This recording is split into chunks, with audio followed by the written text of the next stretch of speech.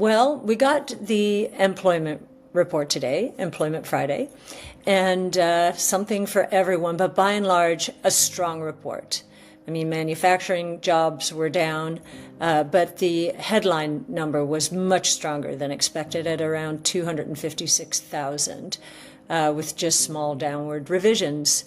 Average hourly earnings looked fine. In fact, there was a little bit of a milestone there, 0.3% month to month, but on a year-over-year basis, we finally broke below 4%.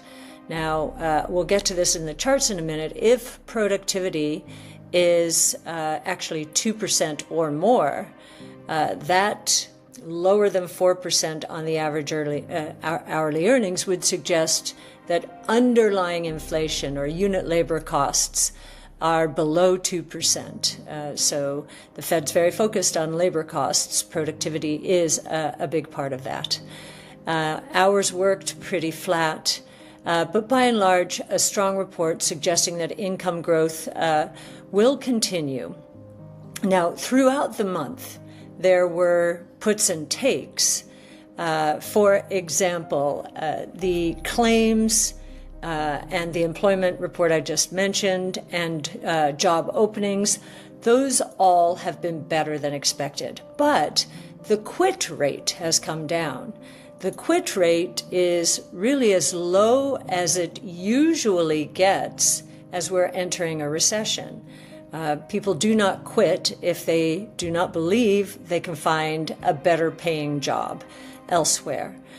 So that's an interesting juxtaposition, as is retail, or as are retail sales and consumption broadly, better than expected, but we have production weaker than expected, and probably one of the most surprising numbers I've seen recently is an outright contraction in credit card debt for the month. That's unusual as well. There may be some kind of anomaly, but thought that was interesting. The other thing is employment being strong as it is, and yet productivity also being strong. So that's interesting. If you think about economic growth, what is it? It's usually, if you think about GDP, it's growth of employment plus productivity is basically how you can sum it up from a high level. And both seem to be pretty strong. So why has there been such consternation? If you look at the sentiment indices, certainly last year they were terrible for most of the year for small business, for lower and middle income earners. That sentiment did start to pick up after the election, but in recent days, we just on Employment Friday got the consumer sentiment measures, and they've slipped a bit here. And I think what is happening is the euphoria after the election has drifted into uncertainty about what's ahead now that the transition is in place, and we're hearing a lot of talk about cutbacks in government spending. Those are jobs for some people, at least, and tariffs. That's an inflation fear, and that came through loud and clear, as I'll show you in the charts in a minute. There's a great fear that inflation is going to go through a resurgence here, and certainly that's what the headlines are blaring as commentators talk about tariffs and the saber rattling around them. So what I'd like to do now is go into the charts. As I mentioned, we're seeing mixed and some conflicting evidence. By and large, headline numbers will continue to move forward, but when you look underneath the headline numbers, there are some contradictions, and I think the uncertainty is picking up here. Just to give you a sense of that, as we've listened to various forecasters at the start of the year, You've got some saying that we are entering into a very strong recovery where inflation and interest rates will pick up significantly. So that's one point of view. We have another point of view, which is that deregulation and tax cuts will be a high priority and will dominate tariffs and immigration reform, which will be very good for the markets. But even there's a little uncertainty. And then we have another forecast group, and we respect all of these, by the way, coming out and saying, okay, we're going into a recession. In fact, we may already be in one because permanent job losses have been picking up really for almost 2 years now. And that particular team thinks inflation and interest rates will surprise on the low side of expectations. Here is another clip from her video. Here you see, again, we're featuring this regularly since the bond market is so worried about it. The deficit as a percent of GDP is still in that 6 to 7% range, in the middle of what's supposed to be a decent recovery. I believe that if President-elect Trump and Elon Musk and Vivek Ramaswamy are successful, that this is going to reverse. And that will be a very good thing. Why? Government spending, as I've mentioned here before, is taxation. If not now, then in the future, or in the form of inflation, which eats away at debt.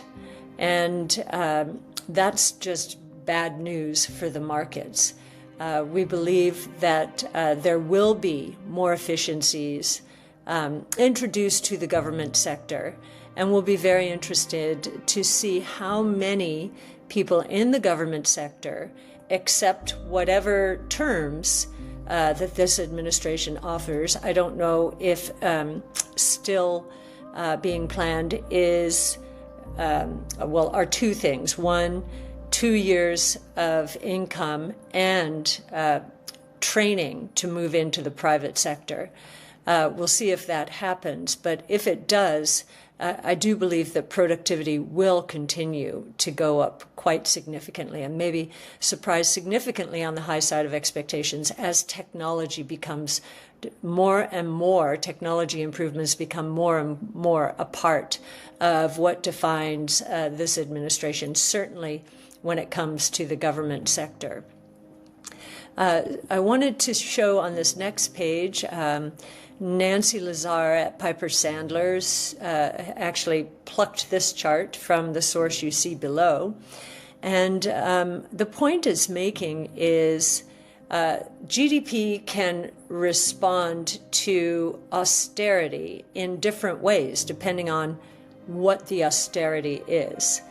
If the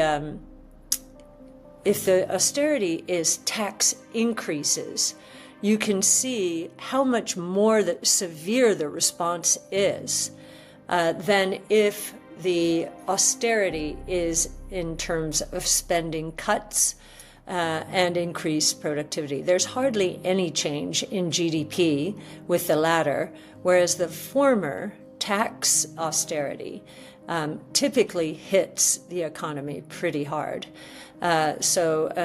We do believe that this administration understands that, and we do believe that that we'll probably see tax cuts and deregulation as the efficiency moves are announced. So one will be countering the other.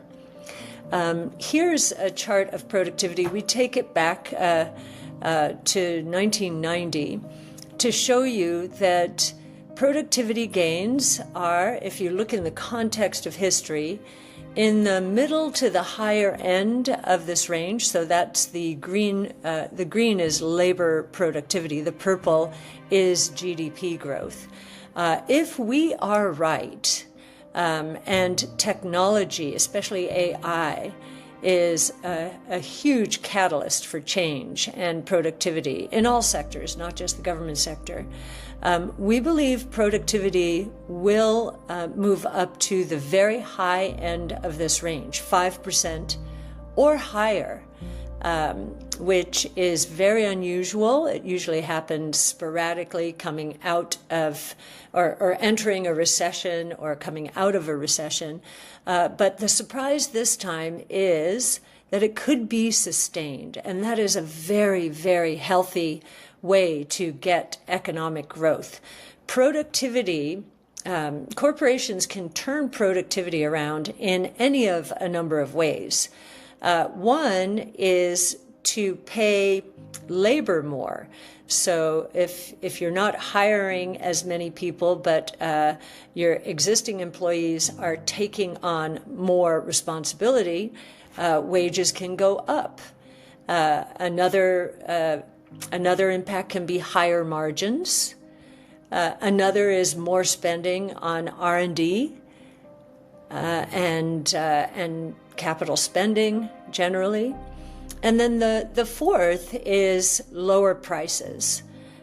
So we do believe that competition will heat up as deregulation evolves. A lot of regulations today protect entrenched industries, and we think that's going to change.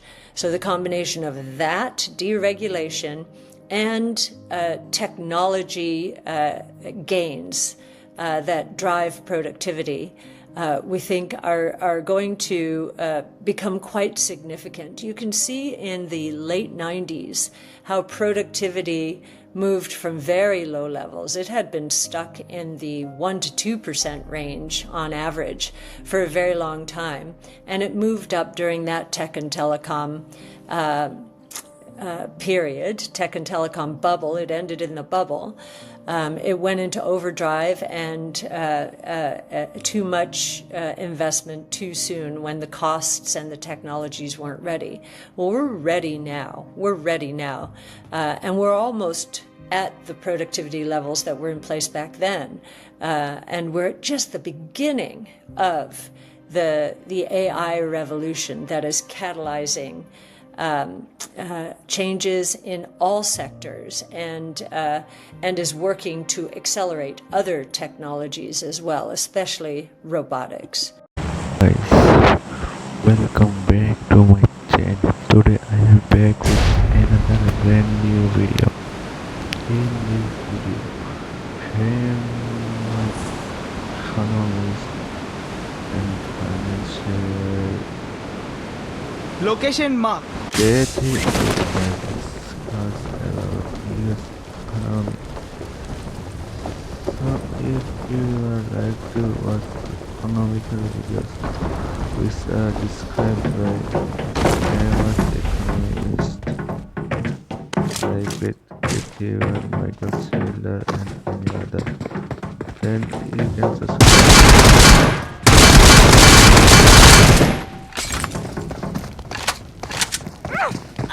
Help!